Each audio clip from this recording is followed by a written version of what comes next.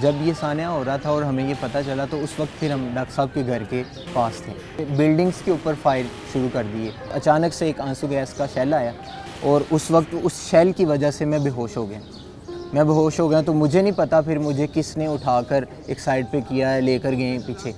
तो फिर बाद में मुझे दोस्तों ने बताया जो उस वक्त उनके भाई के साथ थे कि इस तरह आपके भाई शहीद कर दिए गए। साथ ये भी न्यूज़ अचानक से सुने कि आपके वालिद मोहतरम भी खून में लथपथ पड़े हुए हैं। तो आप अंदाज़ा नहीं कर सकते कि इंसान के दिल के ऊपर उस वक्त क्या क़यामत गुजरी होगी। मैं तो कहूँगा हमारे ऊपर वो क़यामत का दिन था।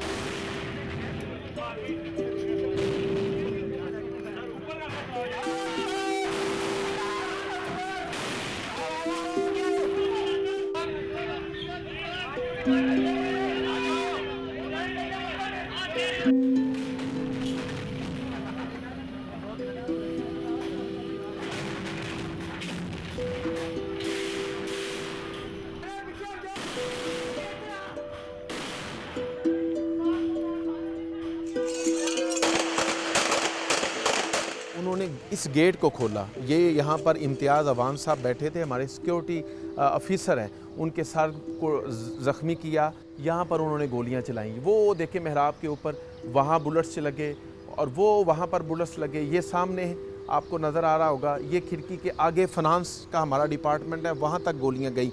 इसी तरह डॉक्टर साहब ने ये गोशा दरूद कायम किया और इस गोशा में 24 घंटे दरूद पाक पढ़ा जा रहा है और लोग वहाँ पर उस वक़्त गोशा दरूद में मसरूफ़ थे कि वो यहाँ गेट खोल के यहाँ से आके वो सामने देखें खिड़की के ऊपर बुलेट्स लगी हैं।